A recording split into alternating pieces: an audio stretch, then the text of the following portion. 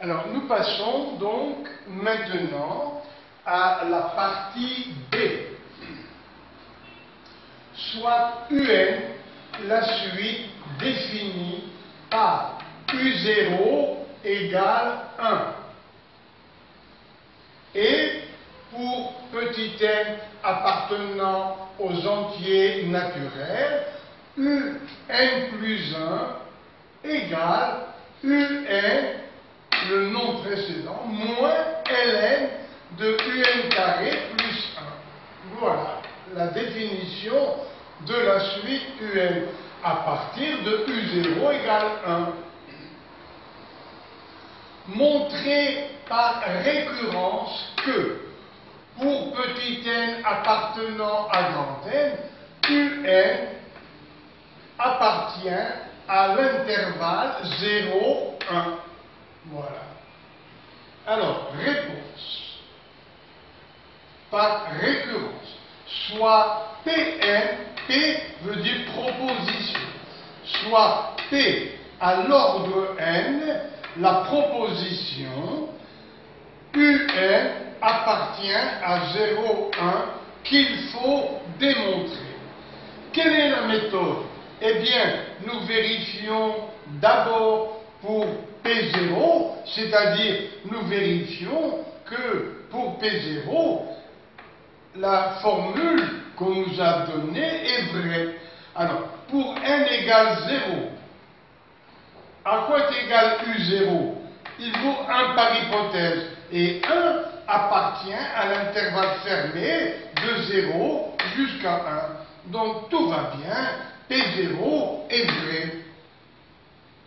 Après, nous allons supposer maintenant que Pn, voilà la proposition Pn. Pn nous dit que pour n'importe quelle valeur n appartenant aux entiers naturels, que UN reste dans l'intervalle fermé de 0 à 1. Et comment démontrer? Eh bien, la méthode est toujours la même. On suppose vrai la proposition donnée, mais il faut montrer, et montrons, que Pn plus 1, c'est-à-dire lorsque n augmente d'une unité, alors la proposition reste vraie. Ça veut dire que nous allons supposer que UN est vrai, la proposition UN est vraie, et nous allons démontrer que pour la valeur suivante, UN plus 1, la proposition reste vraie. Voilà. Alors, démonstration. Regardez un peu l'écriture de UN. Voilà UN.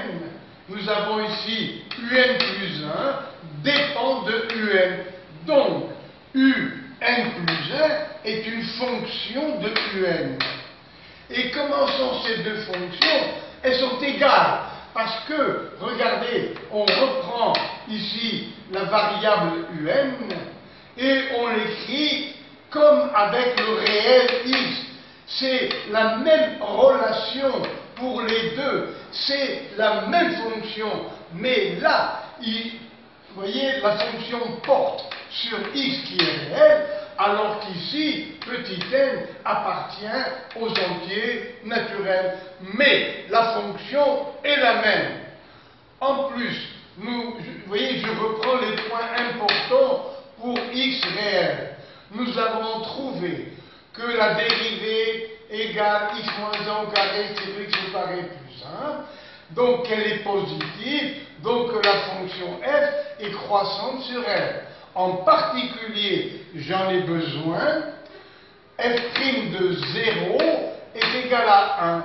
Ça veut dire que pour x réel, la représentation graphique admet au point, vous voyez, passe par 0, et admet au point 0 une tangente dont le coefficient directeur, on va l'appeler petit m, est égal à 1, ou petit a. Petit a égale 1. Voilà, vous êtes habitués à petit a.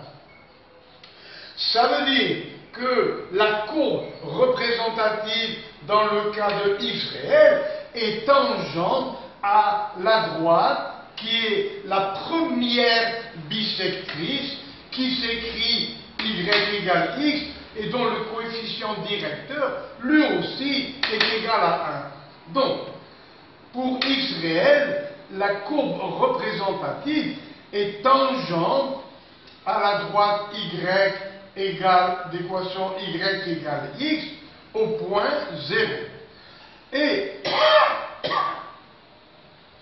par la suite, en prenant x égale 1, à quoi est égal f de 1? C'est 1 moins ln de 1 et 1, 2. Donc, pour x égale 1 avec x réel, où sommes-nous? Nous sommes à 1 moins, pour x égale 1, 1 et 1 ça fait 2, 1 moins ln de 2, qui fait à peu près 0,3. Pourquoi est-ce important? Parce que nous avons vu que la fonction est croissante jusqu'à l'infini, mais alors, elle n'est pas vraie. Regardez bien, voilà, elle est croissante, mais il faut que x atteigne des 10 puissance 20, 10 puissance 30 pour arriver à l'infini. Elle est légèrement croissante, comme c'est le cas pour ln de x. ln de x, oui, tend vers l'infini si x tend vers l'infini. Mais doucement, doucement, je vous en ai parlé tout à l'heure. Le ln de 10 milliards, tout à l'heure je vous l'ai dit, ln de 10 milliards, c'est un petit 23, c'est tout, à peu près 23. Donc, ln aussi est un exemple de cette fonction, où il y a d'ailleurs ln, pour nous dire, d'accord, la courbe représentative pour x réel, d'accord, elle tend vers l'infini, mais doucement, doucement, hein. En tout cas, ce dessin me montre que la représentation graphique de la fonction croissante est inférieure, elle est en dessous de la droite y égale x. Voilà. Et ça aura son importance tout à l'heure. Alors, donc, f de 0 égale 0, f de 1 égale 1 moins ln de 2, ça fait 0,3. Et aujourd'hui, on s'intéresse juste à l'intervalle de 0 à 1. En vert, vous avez la représentation graphique de petit f dans le cas où x est réel.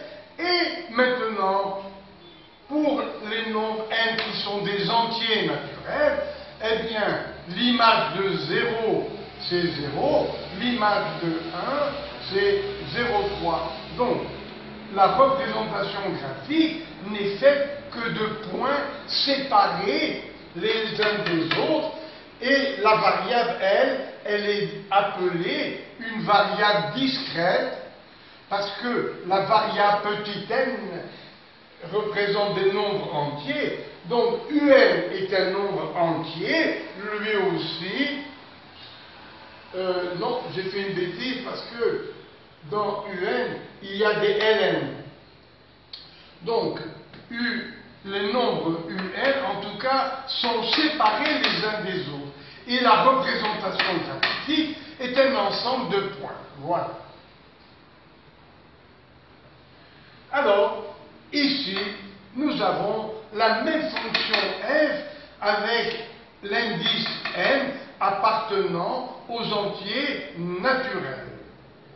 Donc, en tout cas, tous les nombres un plus 1 plus 2, tous les nombres un sont des nombres entiers. D'accord. Avec la présence de ln, nous allons avoir une fonction de un qui n'est plus un nombre entier, mais c'est un qui est entier.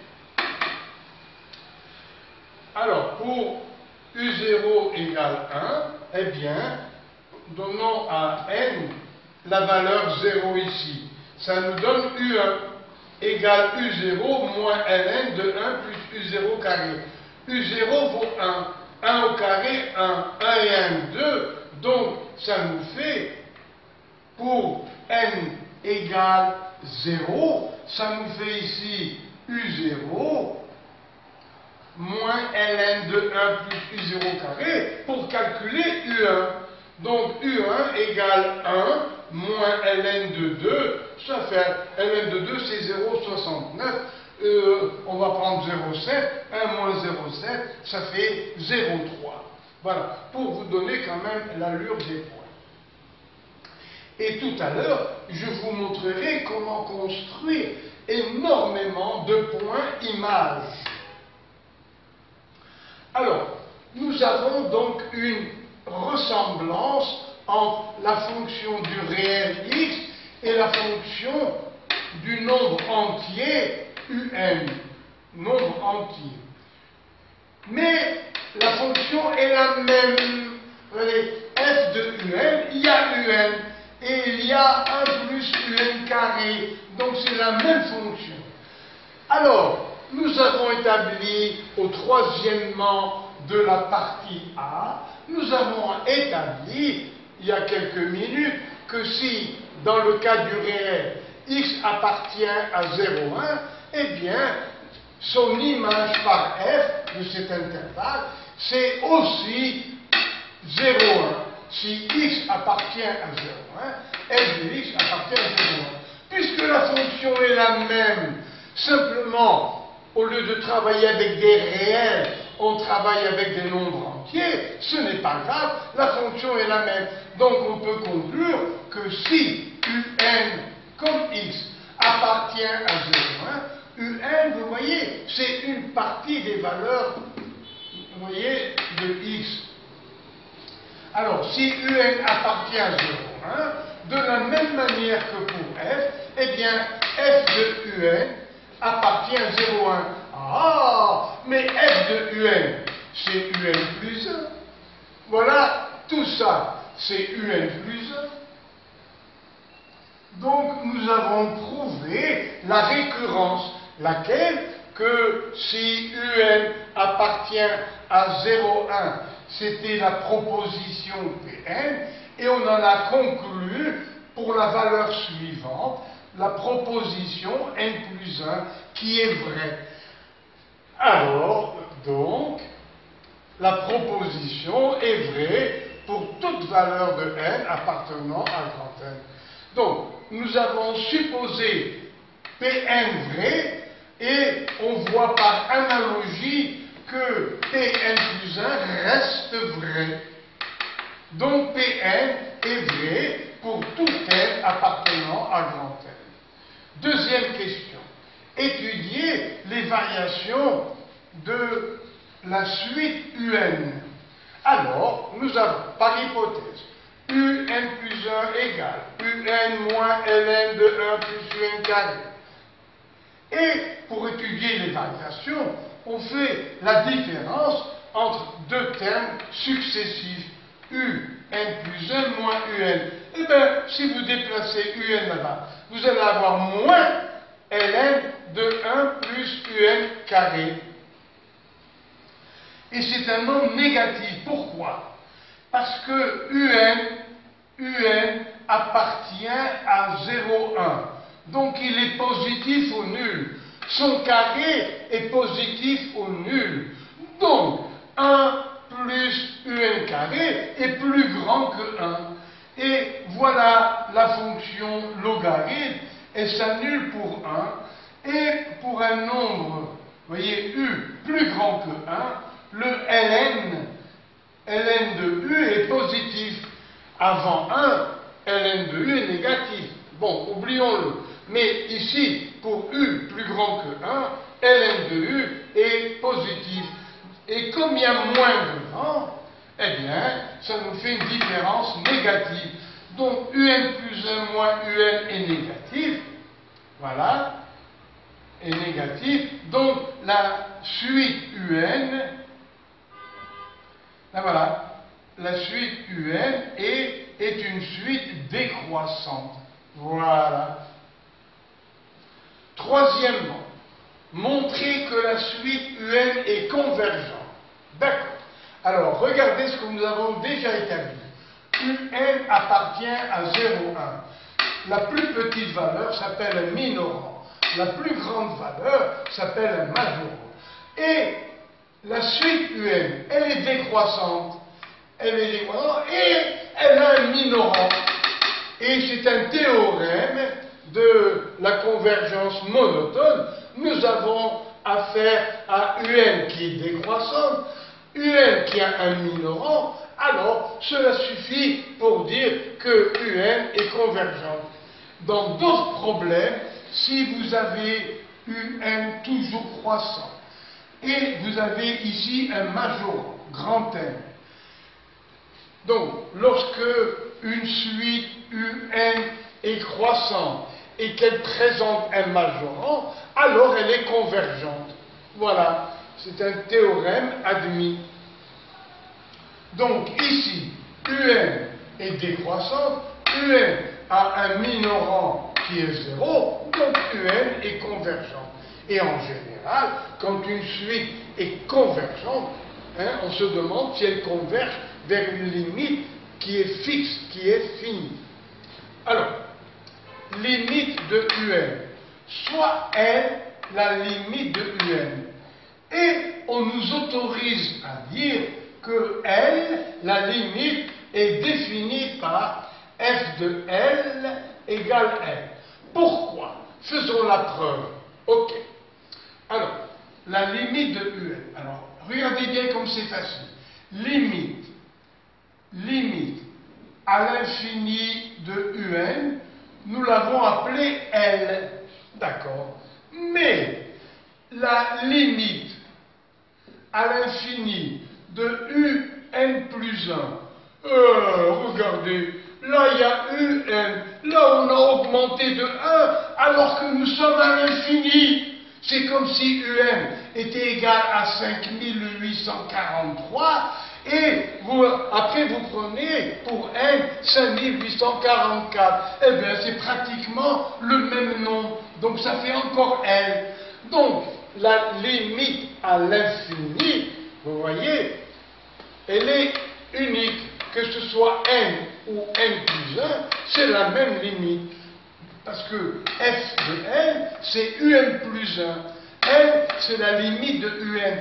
Donc les deux ont la même limite. Parce que ça, c'est UN plus 1, f de L. Alors, premièrement, nous avions trouvé la solution. Premièrement, nous avons trouvé la solution de f de x égale x qui était 0. Eh bien maintenant, c'est la même fonction et on doit résoudre f de L égale L. Mais c'est la même fonction.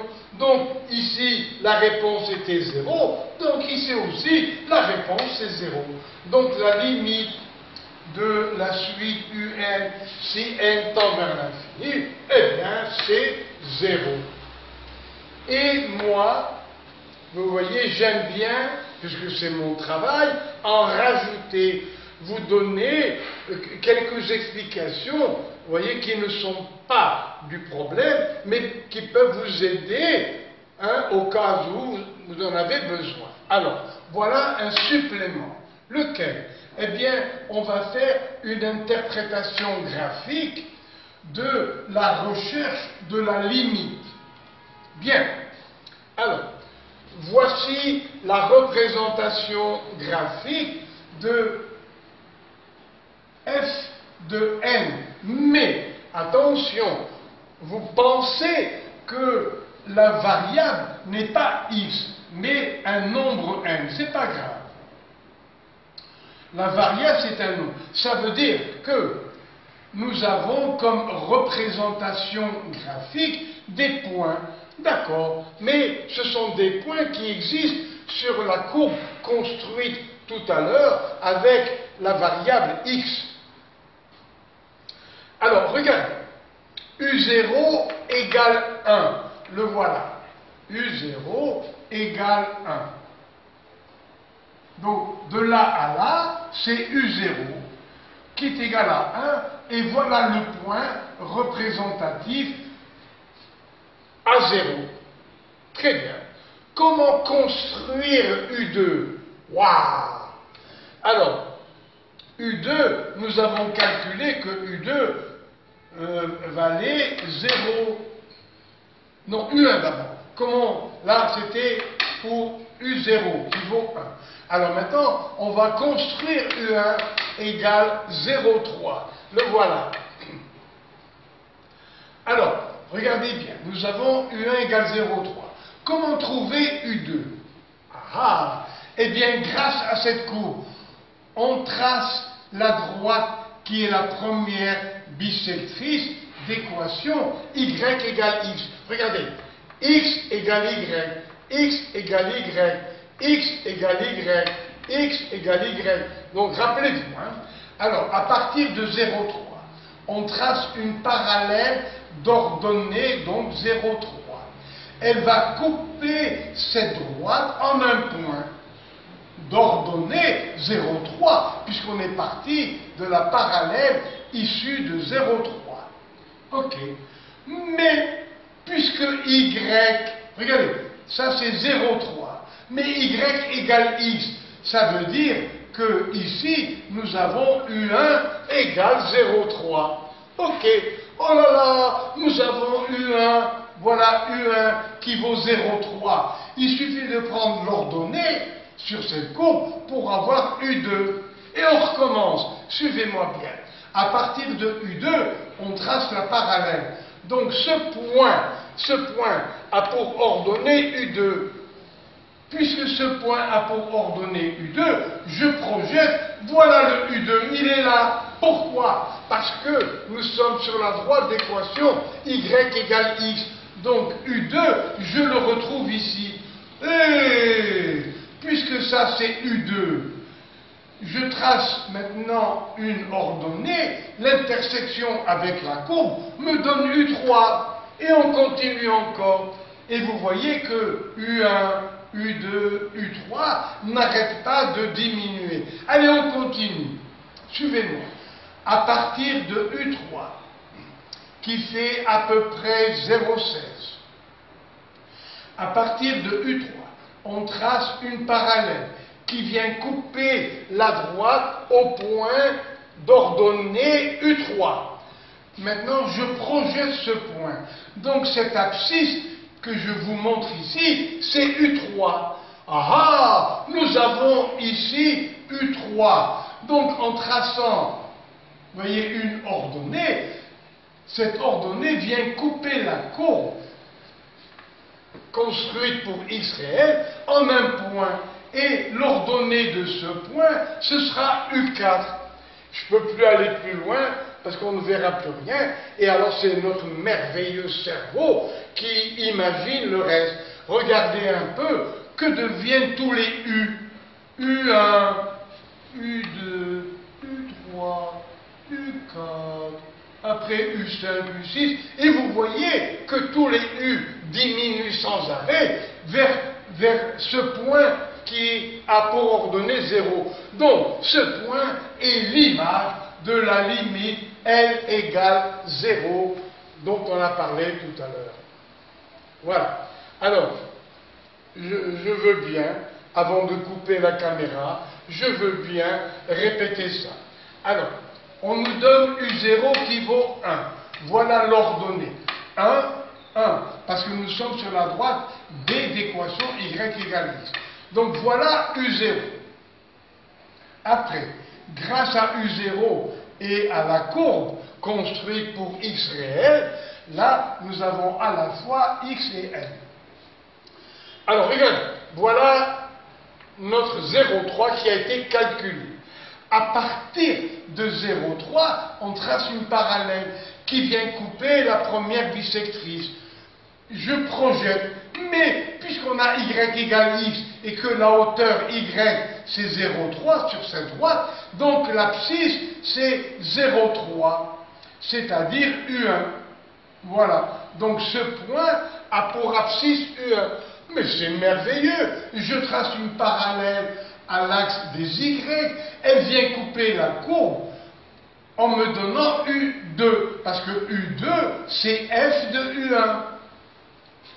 Après, une fois qu'on a U2, on continue pareil, on trace une parallèle qui vient couper la première bisectrice en un point d'ordonnée U2. D'accord? Donc, ce point a pour ordonnée ici U2. Mais alors, mais c'est merveilleux, puisqu'on a U2, il suffit de tracer une parallèle à l'axe des Y, on s'arrête sur la courbe, et on aura une, vous voyez, une ordonnée fonction de U2, c'est-à-dire U3. Après, à partir de ce point, la même chose, la parallèle, elle coupe en ce point, on projette. Et cette valeur qui est là jusqu'à la courbe, ce sera U4, etc., etc. Ce que j'ai dit est très important et très souvent posé aux examens. Voilà, je suis content, je crois avoir dit le maximum au sujet de cette épreuve partielle, c'est-à-dire exercice numéro 3, je pense. Et le prochain sera l'exercice réservé aux spécialistes. Merci et à la prochaine séance.